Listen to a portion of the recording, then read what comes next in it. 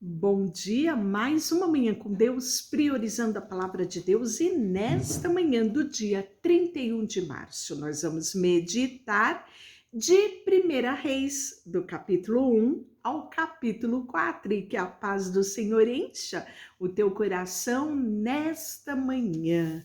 Vamos iniciar agora o livro de Reis, né? Como o próprio nome já assim o diz, vai falar sobre os reis, né?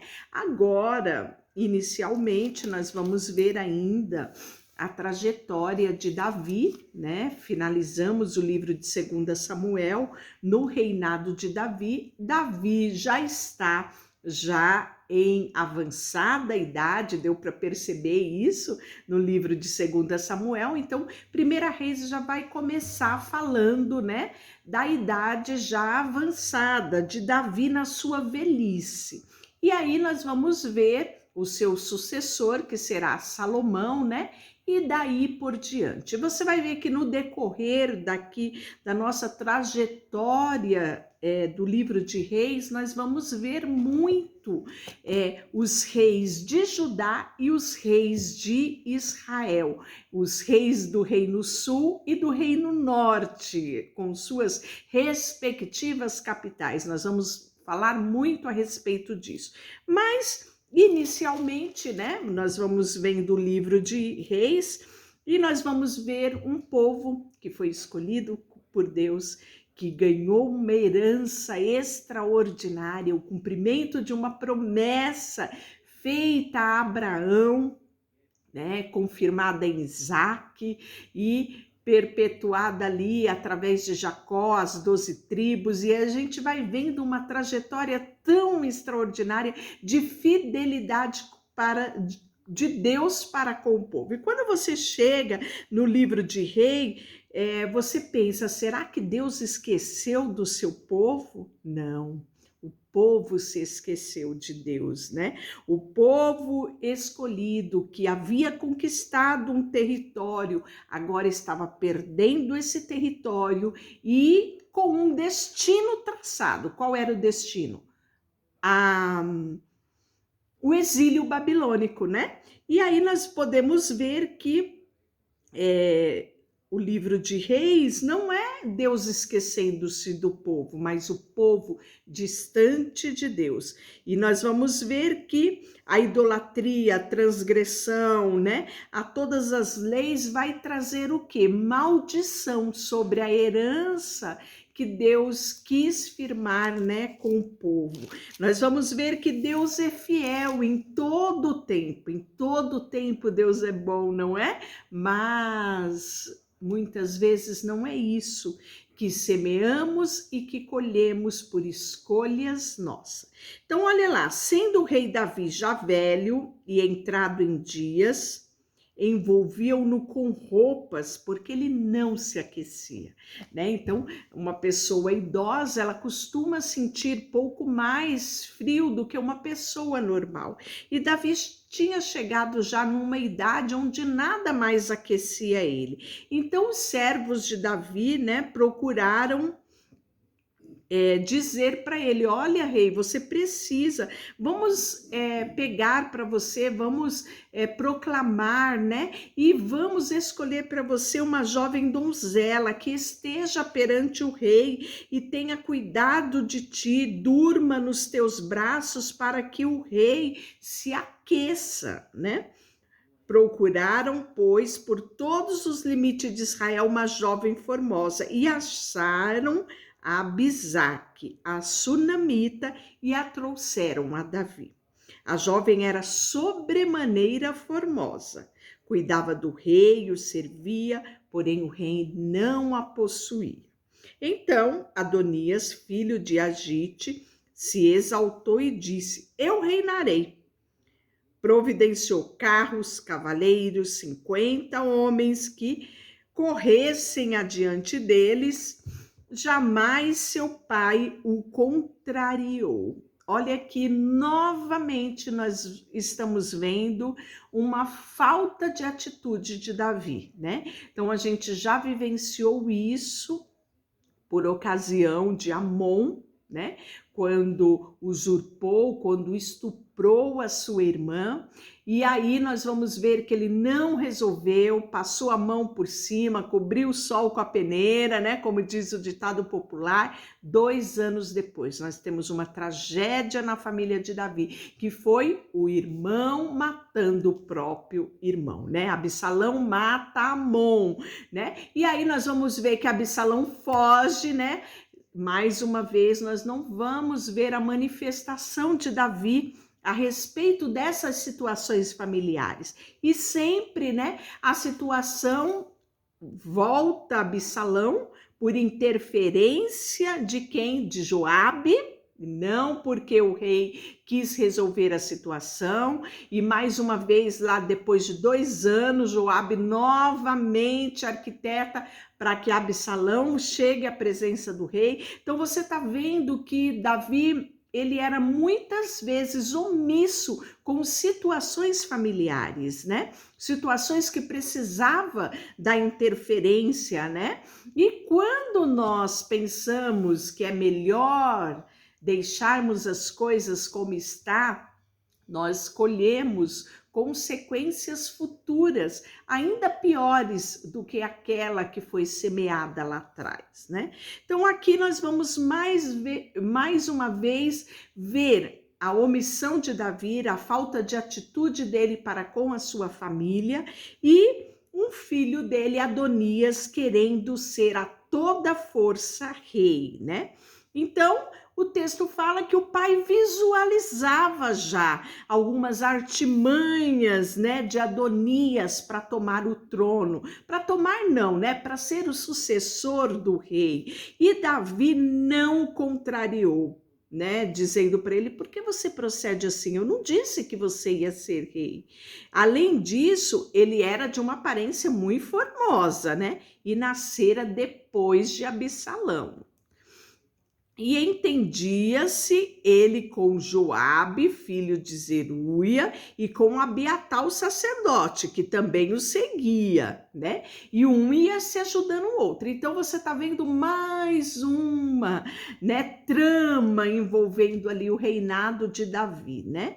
E nós podemos ver que Zadok, o sacerdote, e Benaía, filho de Joiada, e Natã, o profeta, Simei e rei valentes que Davi tinha, não apoiavam Adonias, né?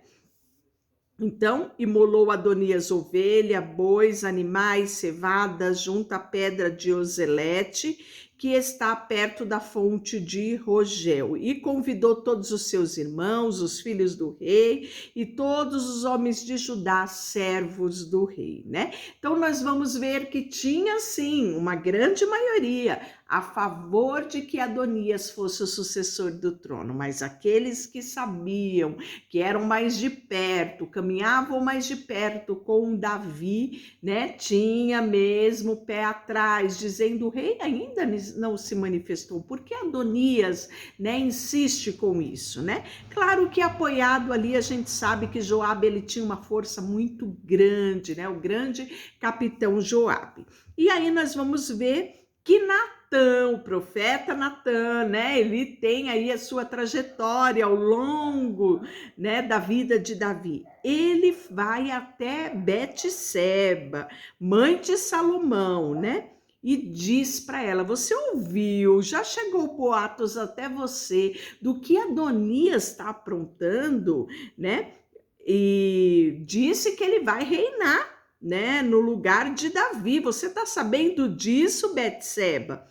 Vem, pois, e permita que eu te dê um conselho para que salves a tua vida e a vida de Salomão, teu filho. Vá à presença do rei, diz: não juraste, ó rei, senhor meu, a tua serva, dizendo que o teu filho Salomão reinaria depois de ti e se assentaria no teu trono? Por que está a quase reinar Adonias, né? Então aí nós vamos ver que o profeta Natã abre os olhos de Betseba a respeito disso, né?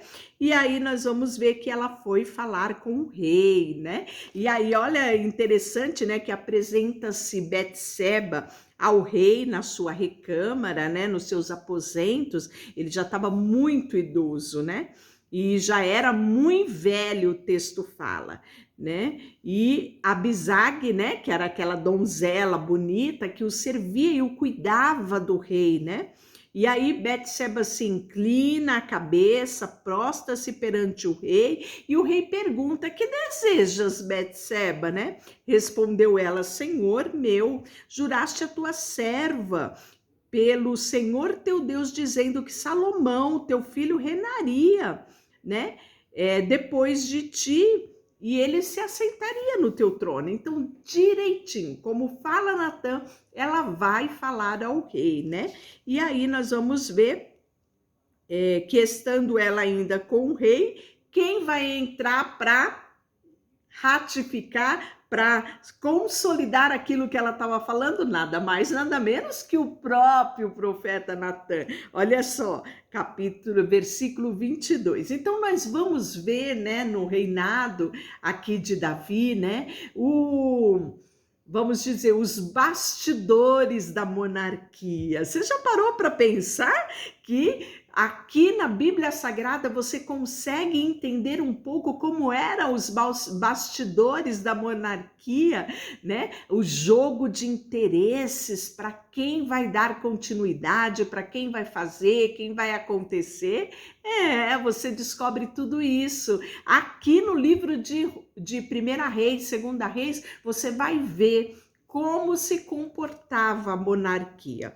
E nós vamos ver que o profeta Natã vai ainda solidificar aquilo que a própria Betseba vem trazer, né? E ali foi decidido, né? É contado tudo para ele, os planos de Adonias, né? Os filhos do rei que está todos com ele, o grande capitão Joabe que está com ele, né? Então é falado ali para o rei todos os passos que estavam sendo tomados bem debaixo do nariz do rei, né? E aí nós vamos ver, né?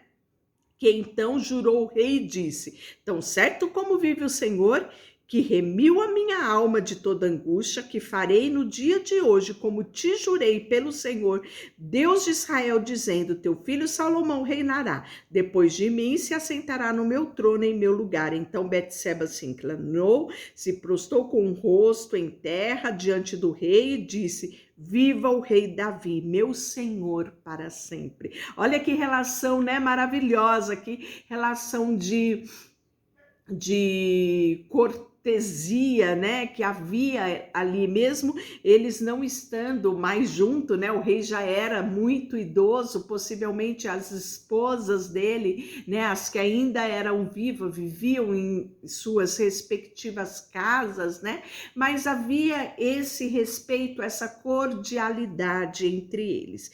E aí nós vamos ver que Salomão vai ser constituído rei. O rei Davi manda chamar Zadok, né, que é o sacerdote, Natã, né, que era o grande profeta, Benaia, filho de Joiada, e eles se apresentaram ao rei. E a festa de Adonias está rolando. Olha só o episódio aqui, né? E disseram-lhe o rei: "Tomai conosco os servos do meu senhor e fazei montar o meu filho Salomão na minha mula e levai-o a Giom." Zadok, o sacerdote, com Natã, o profeta, ali o ungirão, rei sobre Israel. Então tocareis as trombetas e direi: "Viva o rei Salomão." Olha só, né?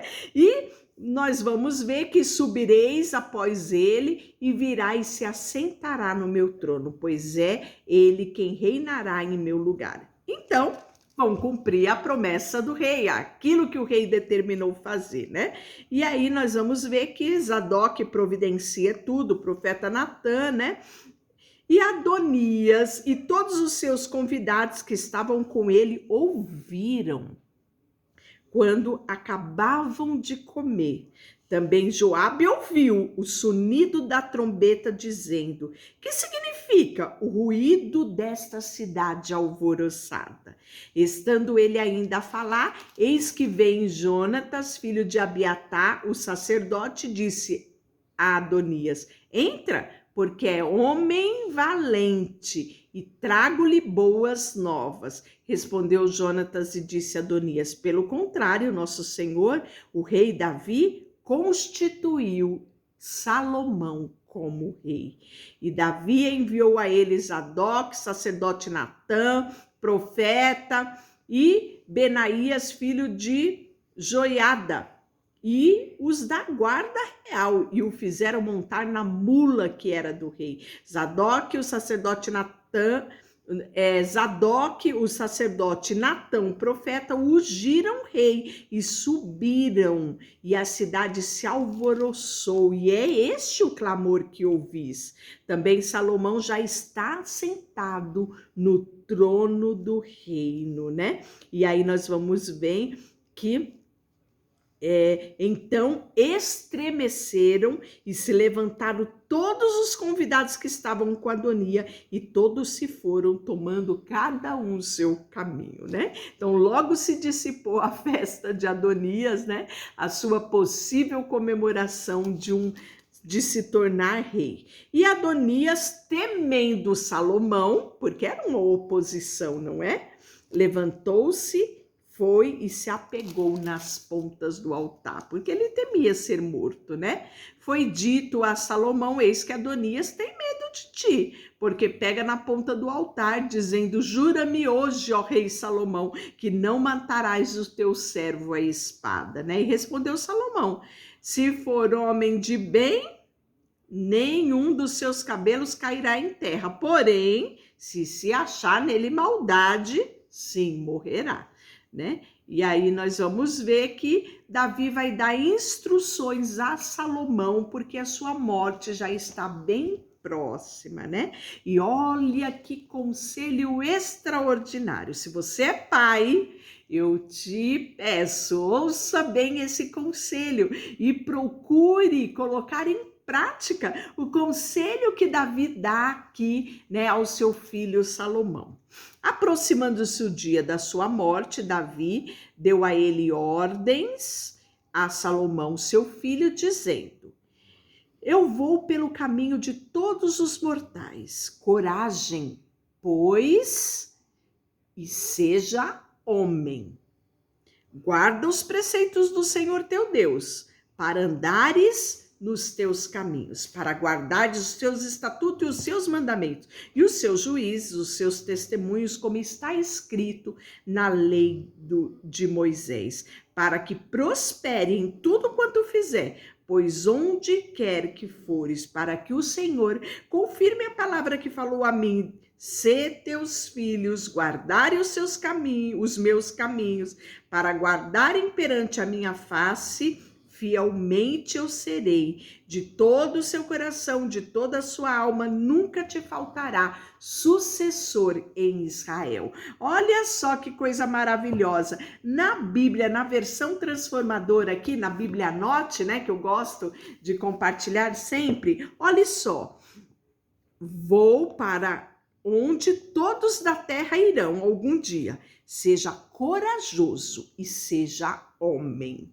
Obedeça às ordens do Senhor teu Deus e siga os caminhos dele. Guarde os seus decretos, os seus mandamentos, não é? Ele continua, né? De modo que o Senhor manterá a promessa que me fez, né? Então, se você tem um conselho para dar para o teu filho, diga a ele: meu filho, seja corajoso. Corajoso para quê? Para se manter firme nos propósitos do Senhor. Corajoso para guardar os preceitos do Senhor e procurar pautar a sua vida nesses preceitos, né? Seja homem, né? Como diz o meu marido, seja cabra macho, né? Procure, né? Ser diante de Deus aquele homem que cumpre, que busca, né, andar segundo os caminhos do Senhor.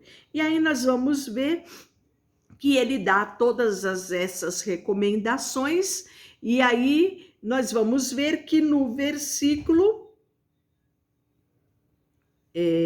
4, ele diz: para que o Senhor confirme a palavra que fez e que falou a mim, se teus filhos guardarem os teus mandamentos. Havia uma promessa, né, de que o trono de Davi seria eterno. Nós vamos ver que essa promessa se cumpre em Jesus, o leão da tribo de Judá, o grande eu sou, o grande rei, não é? Então nós vamos ver aqui que Davi repassa ao seu filho a promessa que ele guardava, não é? Que ele guardava ali no coração dele, para que Salomão soubesse que era necessário ele continuar no propósito, era necessário que ele mantesse o foco daquela promessa até que ela se cumprisse, não é? Quantas promessas temos sobre a nossa geração? Precisamos sim passar ela para os nossos filhos, para as próximas gerações, para que eles não percam foco e perseverem até que a promessa se cumpra. E aí nós vamos ver que vai ter ainda no capítulo 2 a morte de Joabe, chegando esta notícia a Joabe, porque Joabe se tinha desviado, seguindo Adonias, ainda que se não desviara seguindo Absalão, fugiu ele para o tabernáculo do Senhor e pegou as pontas do altar. Então nós vamos ver que o reinado de Salomão vai ter muito ajuste, no sentido de que aqueles com quem Davi passou a mão por cima, né? Fez vistas grossas, mas que não eram tão fiéis ao reinado de Davi, esses não permanecerão no reinado de Salomão. E um deles é Joabe, né? Então nós vamos ver que foi dito ao rei Salomão que Joabe havia fugido para o tabernáculo e eis que estava junto ao altar. Enviou Salomão a Benaia, filho de Joiada, dizendo: vai e arremata-te contra ele, né? Então o grande capitão Joabe, né? Que eu acredito que Joabe ele chegou a um patamar que ele se achava até mesmo, né, superior ao rei, para enfrentar o rei, para fazer cumprir aquilo que ele queria, né? Então nós vamos ver que Salomão não vai dar continuidade a esse tipo, né, de pessoas para caminhar ao lado dele. E nós vamos ver que vai ter a morte de Simei. Lembra de Simei que amaldiçoou Davi naquela trajetória, que Davi poupou a vida dele? Pois vai ser mais um que Salomão não vai mais, né, ser condizente com situações. E aí nós vamos ver que Salomão vai casar com a filha de Faraó, Salomão apresentou-se com Faraó, rei do Egito, pois tomou por sua mulher a filha de Faraó e trouxe a cidade de Davi até que acabasse de edificar a sua casa, a casa do Senhor e a muralha de toda Jerusalém, né? E aí nós vamos ver aqui nessa trajetória, hoje é muita coisa, muita novidade para a gente ver, né? Nós temos o episódio que Salomão pede sabedoria a Deus. Teu servo, ele diz assim, ó: em Gibeão apareceu o Senhor a Salomão de noite em sonhos e disse-lhe Deus: pede-me o que queres que eu te dê. Vamos dar uma pausa aqui? O que você pediria? Salomão respondeu: de grande benevolência usaste para com teu servo Davi, meu pai, porque ele andou contigo em fidelidade e em justiça, em retidão de coração perante a tua face. Mantiveste esta grande benevolência e lhe deste um filho que se apresentasse no seu trono, como hoje se vê. Agora, pois, Senhor, meu Deus, tu fizeste reinar teu servo no lugar de Davi, meu pai. Não passo de uma criança, não sei como conduzir-me. Teu servo está no meio do teu povo que elegeste, povo grande e numeroso. Dá, pois, ao teu servo coração compreensivo para julgar o teu povo, para que prudentemente discirna entre o bem e o mal. Pois quem poderia julgar este tão grande povo? Estas palavras agradaram ao Senhor por haver Salomão pedido tal coisa. E disse Deus: já que pediste essas coisas e não pediste longevidade, nem riqueza, nem a morte dos teus inimigos, mas pediste entendimento para discernir o que é justo, eis que eu faço segundo as tuas palavras, dou-te coração sábio e inteligente, de maneira que antes de ti não houve e igual a ti, nem depois de ti haverá. Também até o que não pediste eu te dou, tanto riqueza como glória, porque não haja igual entre os reis de todos os teus dias, né?